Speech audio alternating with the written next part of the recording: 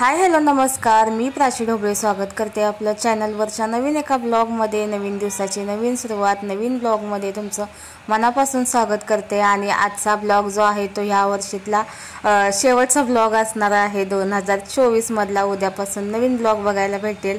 तर बघा, माझा ना आता 2-3 दिवस झाले क्लिनिंगच चालू आहे, तुम्ही बघितलं असेल। म्हटलं चला आज आपलं ह्याचं क्लिनिंग करून घेऊया, म्हणजे जे ज्वेलरी वगैरे आहे तर ही डब्यामध्ये मी ठेवते। डबा एक आहे, ड्रॉवर्स आहे, तर त्याच्यामध्ये मी ठेवते। आणि हे सगळं का नाही असं म्हणजे त्याची जोड असतात ना, तर त्याच कुठल्या कुठे गेलेल्या आहेत, एकाचं आहे एकाचं नाही। आणि बऱ्याच दिवस झाले हे मी साफच केलेलं नव्हतं, तर ते म्हटलं आज करून घेऊया। तर बघा, हे इयरिंग्स वगैरे आहे हे काढलेलं आहे, जे जोड घावलेले आहेत ते साईडला, आणि काय काय अर्ध असे आहेत की त्याचे जोडच नाही आहे, तर असं झालेलं आहे। हे नको असलेलं सगळं बघा मी इथं काढून ठेवलेलं आहे। त्याचसोबत मग ह्या ड्रॉवर्समध्ये पण असतं काय काय, तर त्यातलं पण सगळं काढून हे पण सगळं क्लीन करून घेतलं।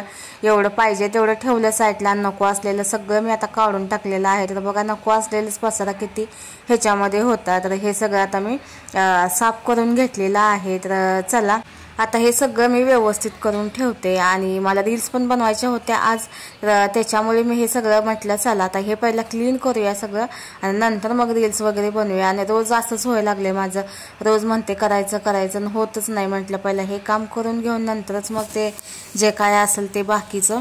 तर चला आता हे नको असलेलं सगळं काढले मी। आणि मला ना हे काढताना का नाही हे ब्रेसलेट घावलं, तर हे प्रियांचं ब्रेसलेट आहे। खूप लहान होता तो, 1-1.5-2 वर्षाचा असेल तेव्हा आईनं घेतलेलं होतं त्याला, आणि खूप हौसेनं घेतलेलं तिने, नाही म्हटलं तर 500 रुपयाच्या आसपास होतं हे, तेव्हा घेतलेलं तिनं। आणि आता कसं शाळेत चाललं तेव्हापासून का नाही घालायलाच म्हणजे त्याला भेटत नाही असलं काय, सगळं म्हणजे काढून ठेवावं लागतं असं, म्हणजे कानातले वगैरे असं, म्हणजे लहान मुलांना आपण घालतो ना तसं काय घालून वगैरे पाठवायचं नसतं। ब्रेसलेट वगैरे असलं म्हणजे ज्वेलरी त्यांच्या अंगावरती नाहीच पाहिजे। तर ते झालेलं आहे की नाही काळं भरपूर, बघितलं तुम्ही किती काळं झालेलं आहे, हे ठेवून ठेवून ते काळं पडलेलं आहे। तर ह्याला ना एकदम असं चकाचक असं नव्यासारखं आता आपण काढणार आहे।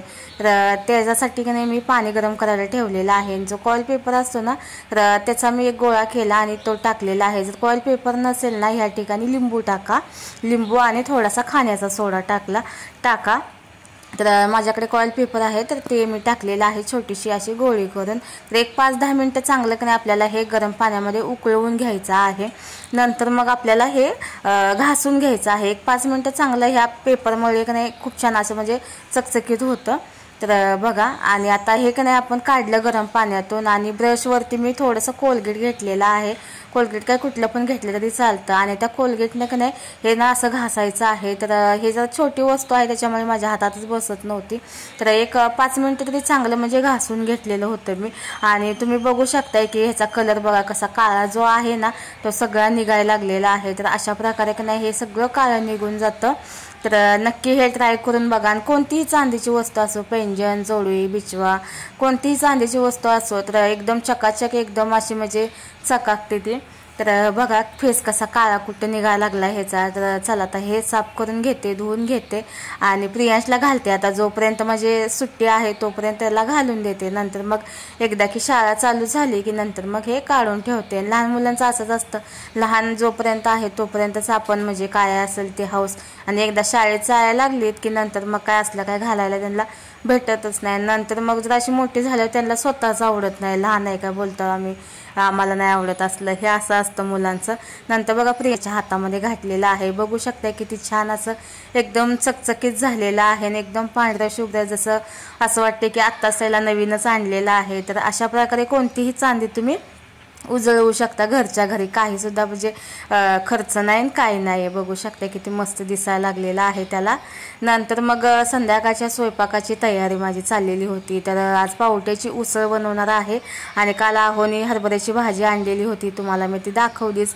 तर आज हरभऱ्याची भाजी बनवायची आहे, आणि ह्यातली थोडीशी मी सकाळी ह्यांना ना टिफिनमध्ये पण दिली, आणि आता राहिलेली आहे ती आता संध्याकाळी बनवायचं म्हटलं, कारण सकाळी ना तेलच संपलेलं मेन म्हणजे, आणि त्यांचं टिफिन परत होईल असं एवढं तेल होतं म्हणून मी थोडीशीच भाजी बनवलेली सकाळी आणि आता बनवून घ्यायला लागल्या। आणि हरभऱ्याची भाजी मेन म्हणजे की नाही बनवण्यापेक्षा त्याला साफ करणंच खूप अवघड आहे। आणि तुम्ही बघितलाच असाल आपली आजी वगैरे आपली आई अशा प्रकारे भाजी नाशी आपटून आपटून निवडत असते, कारण का ह्याच्यामध्ये असतात आळी, तर अशा हिरव्या आळ्या असतात, तर ते एक नाही असं आपटलं की नाही तर त्या निघतात। तर त्याच्यामुळे एक नाही तुम्ही बघितलंच असेल की म्हणजे आपली आजी आई वगैरे अशा प्रकारे हरभऱ्याची भाजी साफ करते ते, तर अशाच प्रकारे म्हणजे साफ करावी लागते। अशा आपटल्यामुळे नाही ह्याच्यामध्ये आळी वगैरे असेल तर ती खाली अशी पडते। तर चला अशा प्रकारे मी हे साफ करून घेते। आणि नवीन जे असं म्हणजे स्वयंपाकमध्ये शिकत असतील ना तर त्यांच्यासाठी हे नवल वाटेल, पण असं काही नाही आहे। हरभऱ्याच्या भाजीमध्ये आळी असते म्हणजे असते, तर ह्याची पद्धत अशीच आहे। ह्याला अशाच प्रकारे आपटूनच आपल्याला साफ करावी लागते। आणि हरभऱ्याची भाजी तुम्ही कुठून जरी आणलात, मार्केटमधून आणलात नाही तर डायरेक्ट शेतामधून आणला तरी त्याच्यामधून 1-2 आळी अशी हिरवी निघणारच, कारण हरभऱ्याच्या झाडावरती हिरवी आळी असतेच। तर अशीच त्याची पद्धत आहे साफ करण्याची। तर चला आता बनवून घेऊया। आणि भाजी असते हरभऱ्याची धुवायची नसते, तर त्याच्यातला आंबटपणा असतो अंगचा तर तो निघून जातो सगळा धुतल्यामुळे। तर अशीच आपल्याला आपटून वगैरे असं साफ करून त्याला करून घ्यायची असते। तर चला आता आपण बनवून घेऊया। तेल घेतलेलं आहे, तेलामध्ये जिरं टाकलेलं आहे, जिरं चांगलं फुलू दिलं, नंतर कांदा आणि मिरची टाकलेला आहे। कांदा मिरची आपल्याला चांगलं भाजून घ्यायचं आहे। लसूण आवडत असेल तर तुम्हाला लसणाची पण तुम्ही फोडणी देऊ शकता, पण मला शक्यतो पालेभाजीमध्ये लसूण आवडत नाही त्याच्यामुळे मी टाकत नाही आहे। नंतर मग कांदा मिरची चांगलं भाजल्यानंतर हरभऱ्याची भाजी टाकलेली आहे, चांगली कुरवून घेतलेली आहे आणि कवळी आहे त्याच्यामुळे की नाही जास्त शिजायला वेळ पण लागणार नाही, एकदम कवळा शेंडा असतो ना तसा आहे हा। तर नंतर मग तेल कांद्यामध्ये चांगलं परतून घेतली भाजी आहे, नंतर मग 1 ग्लास मी पाणी टाकलेलं आहे भाजी शिजण्यासाठी। तर चला आता आपल्याला ह्याच्यामध्ये टाकायचं आहे मीठ चवीनुसार टाकायचं आणि कच्चा शेंगाचा कूट टाकलेला आहे 2 चमचे, बस एवढंच टाकलेलं आहे मी। आणि आता आपल्याला हे मिक्स करून घ्यायचं आहे आणि कमी गॅसवरती 5 मिनिटं फक्त आपल्याला शिजवून घ्यायचं आहे। 5 ते 7 मिनिटं लागतील आता हे शिजण्यासाठी, जास्त काही वेळ लागणार नाही, कवळी भाजी आहे ही। झाकण लावून दिलं आणि नंतर मग दुसऱ्या साईडला मी भाजी शिजण्यासाठी ठेवून दिलेली होती। आणि आता मला बनवायचं होतं पावट्याची उसळ। हे पण एक हिवाळीच भाजी आहे, तर पावटा पण शक्यतो हिवाळ्यामध्येच म्हणजे जास्त करून भेटतो, इतर वेळेला जे भेटतं तर त्याला काही चव नसते। मेन जो पावटा असतो ना हिवाळ्यामधला असतो, हरभऱ्याची भाजी पावटा सोलं वगैरे, तर खूप भारी अशी चवच काय ती वेगळी असते त्याला। तर चला आता तेल घेतलेलं आहे, त्याच्यामध्ये कढीपत्त्याची फोडणी दिलेली आहे, कांदा टाकलेला आहे, कांदा भाजून घेतला चांगला, नंतर टोमॅटो टाकलेला आहे। आणि आता मी तव्यामध्येच बनवायला लागले, कारण का तव्यामध्ये एक अशी भाजी पावट्याची नाही खूप छान लागते, अशी चव त्याला जर असं म्हणजे जास्तीची येते। पातेल्यात कढईमध्ये आपण जे करतो ना त्याच्यापेक्षा असं ॲल्युमिनियमच्या तव्यामध्ये अशी चांगली चव लागते, म्हणून मी तव्यात करायला लागल्या। आता ह्याच्यामध्ये पावटा टाकलेला आहे, लाल तिखट आपलं घरचा घाटी मसाला टाकलेला आहे, हळद टाकलेली आहे, बस एवढंच मसाला टाकलेला आहे। नंतर मग चांगलं परतून घेतला पावटा, आणि पावटा सुरुवातीला की नाही मी भाजून घेतलेला होता, नंतर मग थंड पाण्यामध्ये टाकलेला होता, कारण त्याला उग्र वास असतो तो निघून जातो भाजल्यामुळे। नंतर 1 ग्लास पाणी टाकलं, कोथिंबीर पेस्ट टाकलेली आहे, चवीनुसार मीठ टाकलं, नंतर शेंगाचा कूट टाकलेला आहे। आणि आता आपल्याला फक्त पावटा शिजूपर्यंत आपल्याला हे शिजवायचं आहे। झालं आता माझा स्वयंपाक सगळा झालेला आहे, फक्त चपाती बनवायची बाकी आहेत। प्रियांश गेला ट्युशनला, त्याला पण आणायचं आहे। आणि आज जरा स्वयंपाकाला उशीरच झाला, कारण का मला बनवायचे होते दुपारी रील्स, तर हे सगळं मी साफसफाईचं काढलेलं होतं, तर त्याच्यामुळे की नाही ते पण झालं साफसफाईचं आणि नंतर रील्स वगैरे, हे भरपूर वेळ लागतो ह्या सगळ्या गोष्टीसाठी। वाटते तेवढं म्हणजे व्हिडिओ बनवणं सोपं नाही आहे।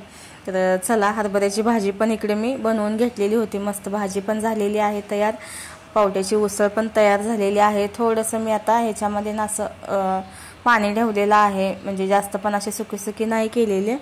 नंतर मग पटकन चपाती बनवून घेतल्या आणि चपाती आणि भाजी 2 बनवलेली आहे। एवढा स्वयंपाक मी आज बनवणार होते, तर तेवढंच मी बनवलेलं, भात वगैरे काही बनवलाच नाही, डाळ भात वगैरे, कारण बराच वेळ झालेला होता, तुम्हाला सांगितलंच मी रील्स वगैरे बनवायची होती त्याच्यामुळे की नाही मला वेळ झाला।